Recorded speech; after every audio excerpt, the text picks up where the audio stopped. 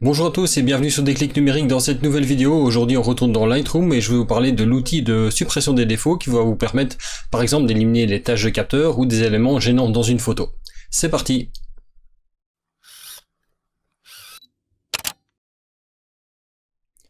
Alors il s'avère que c'est un outil que j'ai totalement oublié de présenter dans les différentes vidéos tutoriels que j'ai fait de Lightroom et c'est pour ça que j'ai décidé de le faire aujourd'hui. Donc j'ai choisi ici 3 photos qui vont vous permettre de vous montrer comment l'utiliser dans différentes situations. Je passe donc sur la première photo et je vais passer dans le module de développement, soit en cliquant en haut à droite, soit en appuyant sur la touche D. Ici je suis donc dans le module de développement. L'outil de suppression des défauts, c'est le deuxième outil dans la barre ici qui se trouve à côté de l'outil de recadrage. Donc, quand vous appuyez dessus, vous obtenez à ce moment-là les différentes options des outils. Avant de vraiment l'utiliser, je vais juste vous expliquer de quoi il s'agit. Vous avez d'abord la première chose, la possibilité de l'employer dans deux modes, soit en mode dupliqué, soit en mode corrigé. Alors le mode dupliqué va simplement faire une copie. Donc par exemple ici, si j'appuie sur dupliquer, j'ai maintenant ici ma brosse que je peux changer avec la molette de la souris pour la taille et éventuellement je peux changer le contour progressif, c'est-à-dire la manière dont les éléments vont se fusionner. Plus le contour progressif sera important, mieux ça va se fusionner avec l'environnement. Ceci dit, dans certains cas, il ne faut pas avoir trop large non plus, sinon ça va baver dans tous les sens. Ensuite, vous avez l'opacité, donc ça veut dire que vous pouvez par exemple décider que votre outil va être à 100% opaque, donc la modification aura lieu à 100%, soit éventuellement réduire pour essayer de superposer un élément. Si vous l'employez en mode dupliqué, en fait simplement, vous allez par exemple prendre ici le réverbère, et il va à ce moment-là vous permettre d'aller choisir une zone que vous voulez remplacer. Et vous voyez qu'il va simplement recopier la zone que vous avez sélectionnée pour la mettre à la place de l'autre. Donc de manière générale, cet outil-là, vous l'utilisez toujours de la même manière, vous définissez la zone que vous voulez modifier, et ensuite Lightroom va par défaut vous proposer une zone pour le remplacer, et à vous à ce moment-là de l'ajuster. Vous voyez comme ça que la méthode dupliquée va vous permettre simplement de faire une copie d'un élément dans la photo et de le positionner à l'endroit voulu. Autant dire que c'est pas la méthode que j'emploie le plus, c'est vraiment très rare, je me souviens même pas une seule fois où je l'ai employé de cette manière-là. Si jamais vous l'avez employé une fois de cette manière-là, n'hésitez pas à me le dire dans les commentaires, ça m'intéresse de voir l'utilisation que vous en avez eue. Donc ici, quand vous avez fait une modification comme ça, ce qui est bien dans Lightroom, c'est que c'est totalement non destructif. Donc vous avez à ce moment-là, les zones sont indiquées. Si vous cliquez à côté ou quoi, vous avez ces points de contrôle qui vous permettent de le sélectionner. Que vous sélectionnez l'un ou l'autre, quand vous voulez le supprimer, vous en sélectionnez un et vous faites Delete. Et comme ça, la modification est supprimée. Si jamais vous avez fait une modification, donc par exemple, j'ai une modification qui est faite là, vous voyez qu'il me propose une zone, peu importe, on s'en fout de l'effet ici. Vous avez parfois des cas où cette zone-là ne sera pas affichée. En dessous, en bas, vous pouvez choisir quand est-ce que ces zones seront affichées. Donc par exemple, en auto, c'est quand vous arrivez dessus avec votre souris qu'il est affiché.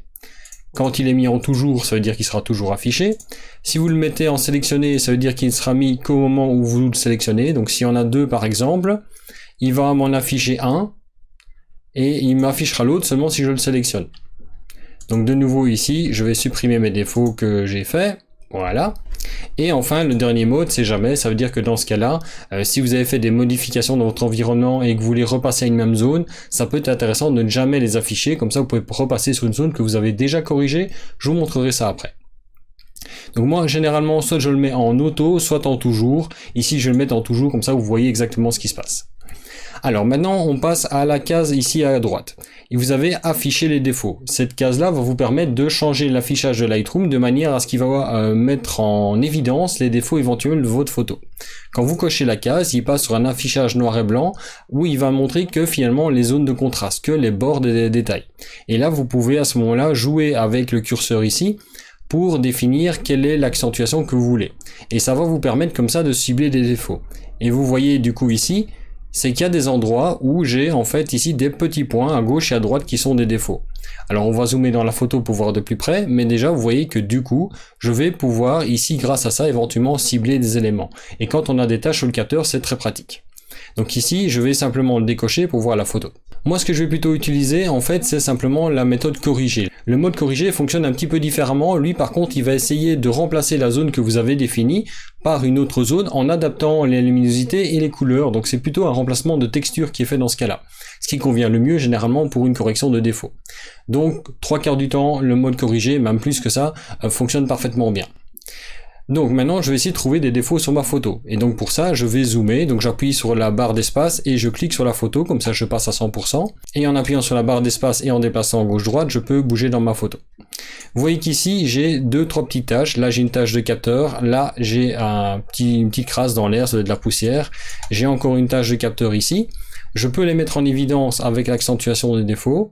Et là, vous voyez que si je joue un petit peu, je vais pouvoir les voir. Donc clairement ici, on voit là, j'ai une tache de capteur. Les taches de capteur sont souvent représentées, quand on le fait comme ça, par un cercle avec une zone vide à l'intérieur. Là par contre c'est une poussière ou quoi qu'il y avait dans le ciel.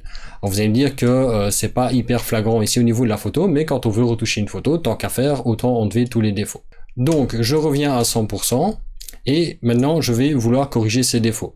Donc je prends bien l'outil de correction des défauts, je le mets en mode corrigé et je vais ajuster la taille. Quand vous avez un élément qui est ponctuel comme ça, c'est vraiment ce qu'il y a de plus simple. C'est-à-dire que vous allez essayer d'avoir le cercle intérieur de votre curseur qui va être un tout petit peu plus grand que l'élément que vous voulez corriger. Et ensuite, vous pouvez éventuellement jouer un petit peu sur le contour progressif, surtout si vous avez des changements de luminosité ou de contraste qui se font. Donc moi, généralement, je le pousse quand même assez loin et je vais réduire. Vous voyez que là, le cercle englobe totalement la tâche. Maintenant, je vais cliquer dessus et normalement, ici, Lightroom m'a fait un bon job. Pourquoi? Parce que c'est un élément très simple à corriger. Si jamais Lightroom vous fait une proposition qui ne tient pas la route, dans ce cas-là, ce que vous pouvez faire, c'est prendre la partie ici et la déplacer. Vous voyez que vous pouvez à ce moment-là, ici, par exemple, définir que vous voulez plutôt cette zone-là pour corriger. Et donc, ça vous permet comme ça de réajuster. Alors, si vous faites ça, ça veut dire que vous devez sélectionner manuellement. Je vous montrerai un cas dans lequel c'est nécessaire, mais éventuellement, vous pouvez demander à Lightroom de lui-même vous proposer une nouvelle zone. Dans ce cas-là, vous devez employer le signe divisé de votre clavier numérique pour le faire, et chaque fois que vous appuyez sur diviser, il va vous proposer une autre zone. Et à ce moment-là, vous faites des essais jusqu'au moment où vous en avez un qui vous satisfait. Quand vous avez terminé, vous appuyez sur terminer et c'est réglé. Si maintenant vous avez d'autres défauts, ben à ce moment-là, vous continuez. Vous voyez qu'ici, je réadapte la taille pour avoir un tout petit truc. Et là, vous voyez qu'il le corrige directement. Ensuite, je peux comme ça continuer à naviguer. Je vais corriger mes points. Je vais pas tous les faire parce qu'il y a beaucoup de tâches dans cette photo. Mais vous voyez que comme ça, je peux simplement, en naviguant dans la photo, aller chercher les différentes zones. J'essaye toujours d'avoir à ce moment-là un cercle qui est plus ou moins de la taille de la tâche à supprimer ou de l'élément que je veux supprimer. Et maintenant, vous voyez que vous pouvez supprimer des défauts de tous les côtés dans votre photo, peu importe le type de défaut. Ça, c'est l'utilisation principale qu'on en a, c'est pour enlever des taches de capteur ou pour enlever des défauts qu'il y a dans la photo, des éléments gênants, comme là, dans les petits points que j'ai supprimés, il y en avait un ou deux, ça te fait des oiseaux qui étaient très loin dans le ciel. On passe maintenant à la photo suivante. Alors dans cette deuxième photo, ici le problème est différent, on a un des gros éléments que je voudrais faire disparaître simplement pour éviter de devoir cropper dans la photo. L'avantage, cette photo a un ciel bleu et donc ça veut dire que c'est relativement facile à distinguer même pour le logiciel. On va y aller carrément à la grosse louche, je vais prendre un truc assez large, j'ai pas besoin de prendre un énorme contour progressif ici, c'est largement suffisant, et je vais simplement peindre ici sur toute la zone. Regardez, vous voyez, je prends vraiment très large, et faites attention de bien tout couvrir. Vous voyez, j'y vais tout doucement, je peins comme si je voulais remplacer la zone. Il va me proposer forcément une autre zone, et le problème est réglé. Alors cette fois-ci, il a fait un excellent travail. Généralement, quand il me fait ça, et je dois le faire en 2 fois. Ça n'empêche qu'ici, il a fonctionné parfaitement du premier coup, sûrement parce que j'ai fait une bonne sélection, tout simplement. Alors si jamais maintenant ça ne s'était pas bien produit du premier coup, dans ce cas-là, ce qui est intéressant, c'est de passer par exemple en mode d'affichage jamais, ce qui va vous permettre de repeindre sur une zone dans laquelle vous aviez déjà été. Si jamais ici je suis en mode auto, sélectionné ou toujours, dès que je veux aller sur une zone que j'ai déjà corrigée, il m'empêche d'employer l'outil parce qu'il considère qu'il est en train de modifier le précédent.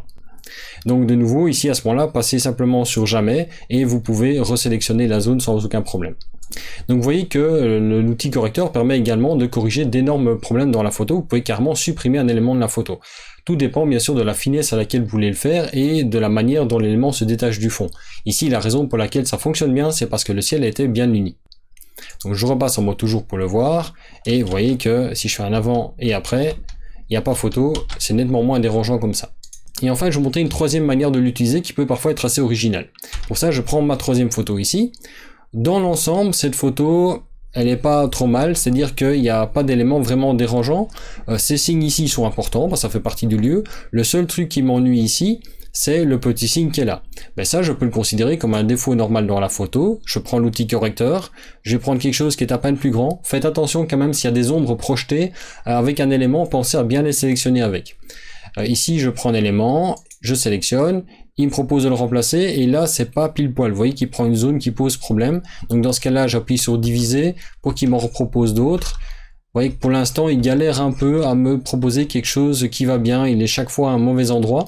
Donc dans ce cas-là, je vais le faire manuellement et je vais le déplacer ici, par exemple, dans une zone où il y a du détail, et je fais terminer et c'est bon. Ça, c'est la manière classique de l'utiliser. Ceci dit, il y a une manière originale d'employer cet outil-là, je vais annuler.